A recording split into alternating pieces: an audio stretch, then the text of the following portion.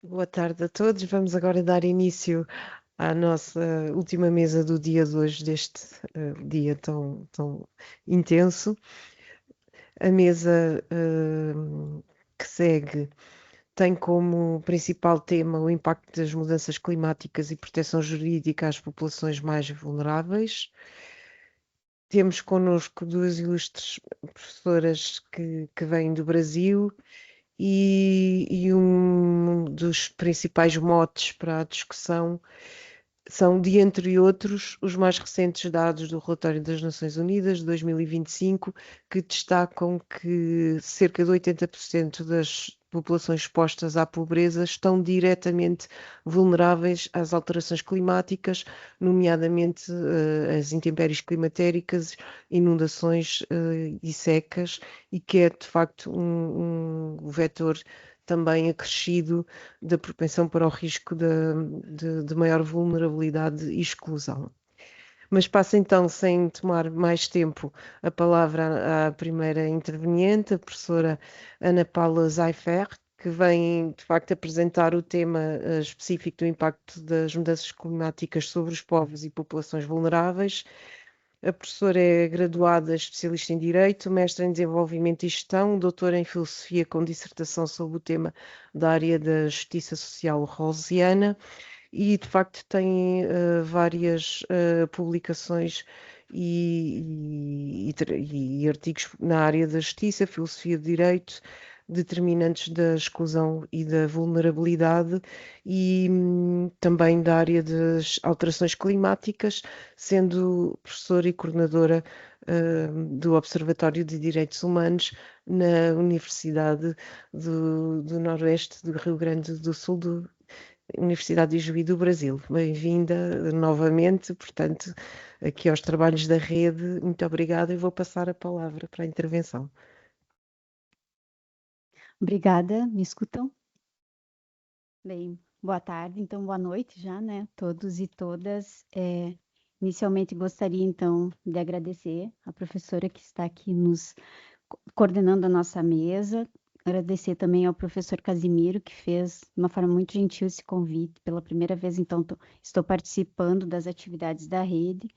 Professor Bedin também, que fez todo o nosso movimento aí para que a gente chegasse, então, até aqui, até esse dia. Cumprimentar também todos os presentes e aqueles que nos acompanham online. Professora Helenise, minha colega de programa e também de pesquisa, de projeto de pesquisa. Bom, o trabalho ou ensaio que eu vou apresentar aqui, ele é parte de um projeto de pesquisa financiado pela Fundação de Amparo à Pesquisa do Estado do Rio Grande do Sul, Brasil. É um projeto de pesquisa que ele tem vários recortes, né? E um dos pontos que eu escolhi tratar aqui é a questão envelhecer em tempos de emergência climática, direitos humanos, cuidado e vulnerabilidade. Especificamente, o trabalho, então, tem a intenção de analisar o processo de envelhecimento populacional brasileiro, né? Então, é uma questão, algo que a gente trata hoje com muita atenção, em razão das transformações que esse processo de envelhecimento apresenta no século XXI para a sociedade brasileira. É o resultado de um avanço da própria ciência, né? Mas também das melhorias de condição de saúde e de queda nas taxas de natalidade no nosso país também. Esse fenômeno que se manifesta de forma intensa, tanto no Brasil quanto também no âmbito global, traz consigo desafios significativos para a garantia da dignidade humana e para a formulação de políticas públicas. No entanto, em tempos de mudanças climáticas aceleradas e desastres ambientais recorrentes, a população idosa brasileira, com atenção para o sul do Brasil, em virtude das alterações climáticas que sofremos nos últimos anos, principalmente agora vai completar 2 anos que o estado do Rio Grande do Sul enfrentou uma crise climática e uma questão de chuva muito intensa, a população idosa passa a figurar entre os grupos sociais mais vulneráveis, exigindo novas formas de proteção e cuidado. O problema de pesquisa que orienta, então, esse estudo consiste em compreender de que maneira o envelhecimento populacional associado às mudanças climáticas e à insuficiência de políticas públicas produz novas formas de vulnerabilidade social, econômica e também ambiental para a população idosa. Como articular direitos humanos, cuidado e justiça social em um contexto de transição demográfica e emergência climática? Embora o envelhecimento seja reconhecido como uma realidade social incontornável e as mudanças climáticas estejam em curso, esses fenômenos ainda são tratados de forma fragmentada pelas políticas públicas. A invisibilidade da velhice nos instrumentos internacionais de direitos humanos e a escassez de normativas que integrem cuidado e adaptação climática reforçam desigualdades históricas, especialmente em contextos de crise. A ausência de integração entre políticas de envelhecimento e políticas climáticas agrava as vulnerabilidades da população idosa. O cuidado, quando inviabilizado ou restrito ao âmbito doméstico, reproduz desigualdades de gênero e limita a capacidade de resposta a desastres. E somente políticas públicas intersetoriais, pautadas pela justiça social e pela dignidade humana, poderão responder de modo eficaz à intersecção entre envelhecimento e mudanças climáticas. A Organização das Nações Unidas destaca que melhorias em saúde, maior acesso à educação e redução da fecundidade foram determinantes para a elevação da esperança ou expectativa de vida mundial e para o declínio da natalidade. Eu acho que foi comentado até pelo professor Everton, por que isso é tão importante, né, e merece uma atenção por parte do Brasil.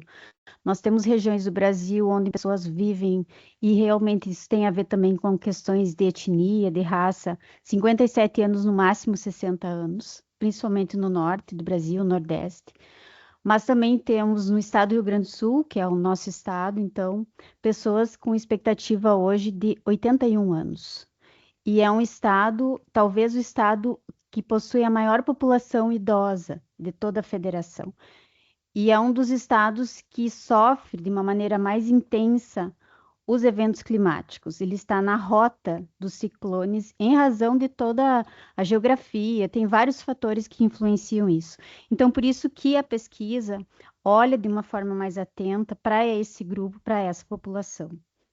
Como resultado, a expectativa de vida atual aproxima-se de 80 anos em países desenvolvidos e, no caso do Brasil, na região sul, isso também é uma realidade, onde a consolidação do Sistema Único de Saúde desempenhou papel crucial ao garantir atendimento médico, desde a atenção básica até os procedimentos de alta complexidade.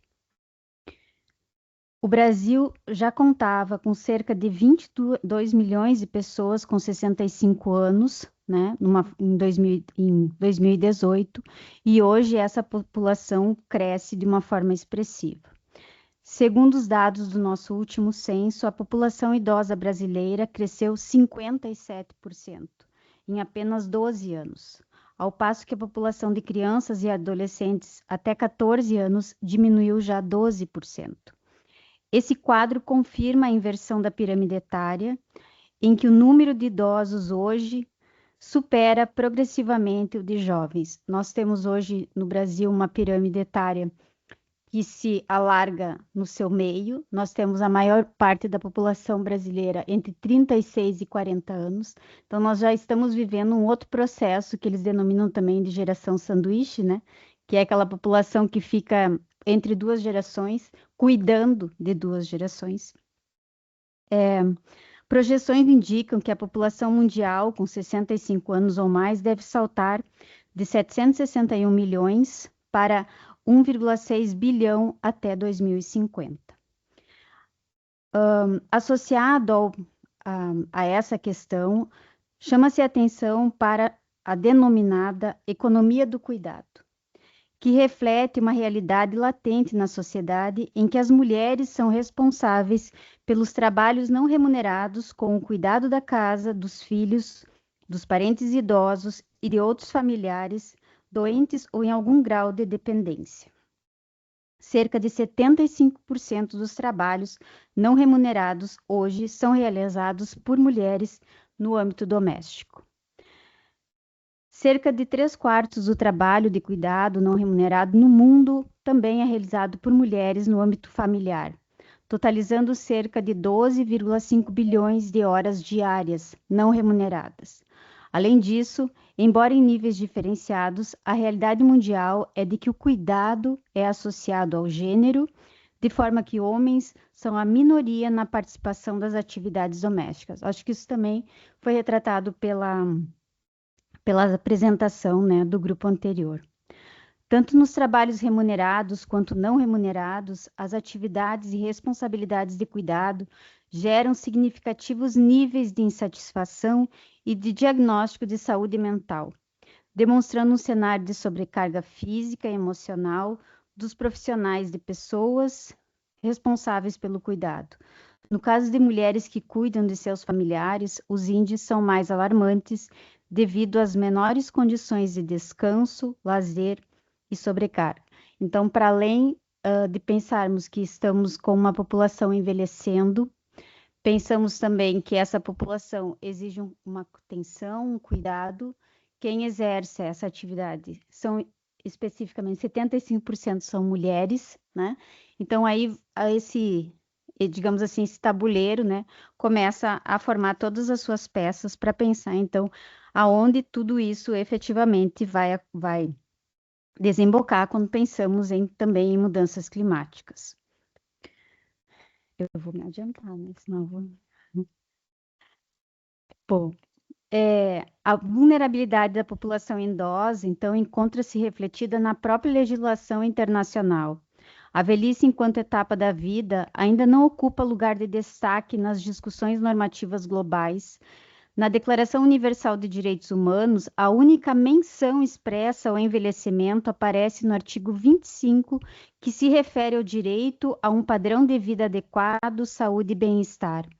Além desse dispositivo, existem apenas princípios gerais como a proteção à vida e a garantia da dignidade, que podem ser interpretados de forma indireta como relacionados à temática do envelhecimento.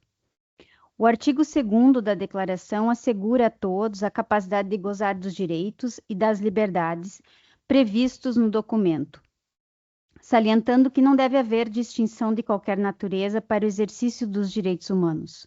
Todavia, embora o dispositivo faça referência a alguns fatores identitários como raça e gênero, não há qualquer menção à idade como fator de possível exclusão ou discriminação.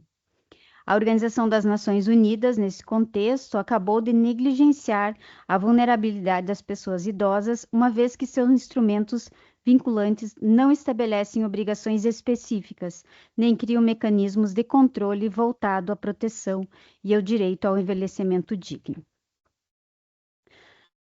Um marco importante no cenário internacional, no entanto, foi a aprovação da Convenção Interamericana sobre a Proteção dos Direitos Humanos das Pessoas Idosas, pela Assembleia Geral da Organização das Nações dos Estados Unidos, Estados Americanos, a OEA, em 2015.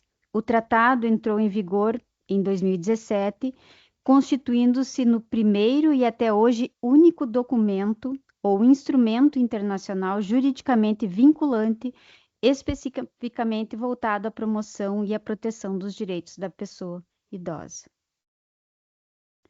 Mais recentemente, o Brasil criou a Política Nacional de Cuidado pela Lei número 1569 de 2024.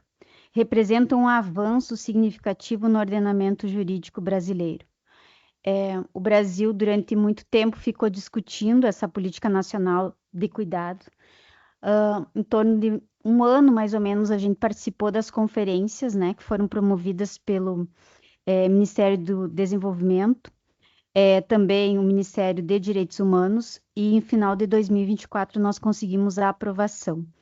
ela ainda é uma política que, por mais que tenha sido aprovada, ela ainda está em fase de conhecimento e implementação pela própria sociedade, mas é uma política muito importante no Brasil, porque nós não tínhamos até esse momento uma política nacional de cuidado ou que pensa o cuidado como parte de uma sociedade, do desenvolvimento de uma sociedade.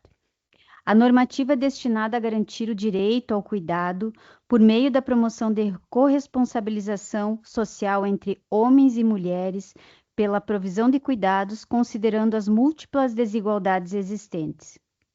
A política se estrutura em bases de dualidade e progressividade, com o objetivo de implementar ações independentes entre quem cuida e quem é cuidado, assegurar o acesso universal aos cuidados de qualidade, regulamentar e valorizar o trabalho de cuidar, incentivar a participação desse cuidado tanto no âmbito privado, né, e essas discussões também no âmbito acadêmico, e fomentar mudanças culturais e organizacionais no modo como o cuidado é concebido na sociedade brasileira. O envelhecimento, então, enquanto dimensão fundamental da dignidade humana, segue sem o devido reconhecimento como um direito autônomo. Por isso, o fortalecimento de políticas públicas interseccionais que considerem as desigualdades e vulnerabilidades específicas da velhice revelam-se essenciais para que o Brasil avance rumo a uma sociedade que respeite e valorize a dignidade em todas as fases da vida. Mas o que tudo isso que eu falei até agora, né? E qual a relação de tudo isso, então, com a ideia de mudanças climáticas ou emergências climáticas, desastres naturais, todas essas definições, né, que hoje são tão discutidas e abordadas em vários seminários. A vulnerabilidade social das pessoas idosas no Brasil é um tema de crescente relevância, sobretudo diante do envelhecimento progressivo da população. A vulnerabilidade na velhice não se distribui de forma homogênea, ela é atravessada por marcadores sociais de diferença, de gênero, raça, etnia, sexualidade, religião e território. As condições de saúde física e mental modulam diferentemente o grau de dependência e a necessidade de suporte, revelando que o envelhecimento é uma experiência heterogênea e interseccional. Relatórios internacionais já divertiram para a convergência de duas megatendências globais: o aquecimento planetário e o rápido envelhecimento populacional. Essa sobreposição amplia significativamente as janelas de risco para pessoas acima de 60 anos, em especial as mais idosas e aquelas que convivem com doenças crônicas ou limitações.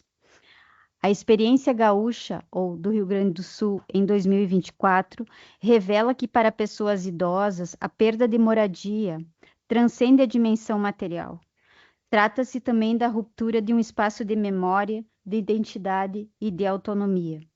Deslocados para abrigos improvisados, ginásios esportivos ou residências de familiares, muitos enfrentaram uma complexa adaptação a novos ambientes.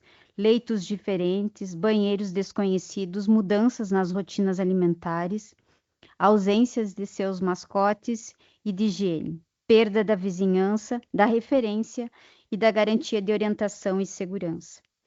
Essa desorganização cotidiana, especialmente em casos de mobilidade reduzida, déficits sensoriais ou comprometimento cognitivo, gera sobrecarga adicional e exige um suporte que nem sempre está disponível. Ontem eu olhava um noticiário com o professor Everton e muitas pessoas idosas dando entrevistas, né, para os jornalistas, e muitas chorando, assim, porque tinham que deixar suas casas, porque não sabiam para onde, aonde iriam passar a noite, mesmo que tivessem o abrigo improvisado, né, por parte do governo, elas não se sentiam seguras para abandonar os seus pertences, né, para sair do ambiente em que elas se reconhecem e se identificam. Então, essa é uma questão importante, né? E uma outra questão também que eu acho que cabe é que nesse momento de alteração, né, seja em razão do excesso de chuva, seja em razão da seca, a população idosa também, ela demora até reagir a esse tipo de evento, né? Demora às vezes para sair daquele ambiente, demora às vezes para entender que realmente pode algo muito mais impactante acontecer, né? Muitas vezes perdem medicamentos, perdem documentos, perdem assim referências, né? Então, essas são questões importantes e que muitas vezes nós não nos atentamos, né, para essas questões. Vou passar para as minhas considerações. Nesse sentido, então, o envelhecimento populacional, aliado às desigualdades sociais e à emergência climática, impõe desafios inéditos à proteção dos direitos humanos. A formulação de políticas públicas de cuidado são necessárias. A análise e o estudo evidencia que, embora existam avanços normativos, ainda há um significativo vácuo entre a previsão legal e a efetividade na prática, especialmente quando se observa a situação da população idosa em contextos de desastres naturais. Os episódios acontecidos no Rio Grande do Sul, e hoje que a gente vê também acontecer aqui, né, ilustram de forma contundente como crises climáticas agravam vulnerabilidades acumuladas ao longo do curso da vida, afetando a saúde física, mental, a mobilidade, a moradia e a autonomia. Esses eventos reiteram a urgência de integrar a lente do envelhecimento às estratégias de mitigação e adaptação climática, sob pena de perpetuar a invisibilidade de pessoas idosas em políticas de gestão de risco e de assistência social. As reflexões apresentadas reforçam que a promoção da dignidade na velhice não pode se tratar como uma questão setorial, mas sim como um eixo estruturante de políticas públicas interseccionais.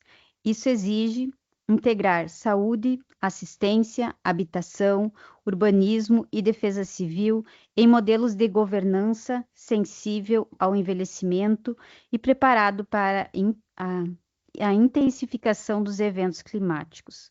Envelhecer com dignidade em um mundo em transformação climática é um desafio coletivo, que demanda responsabilidade entre Estado, sociedade civil e família. O fortalecimento de políticas de cuidado, quando articuladas a uma perspectiva de justiça climática, pode transformar vulnerabilidade em resiliência, exclusão em cidadania e invisibilidade em reconhecimento. Cabe às instituições públicas, à comunidade acadêmica e à sociedade civil transformar a urgência em ação, assegurando que o direito de envelhecer seja também o direito de viver com segurança, proteção e cuidado em qualquer contexto. Obrigada.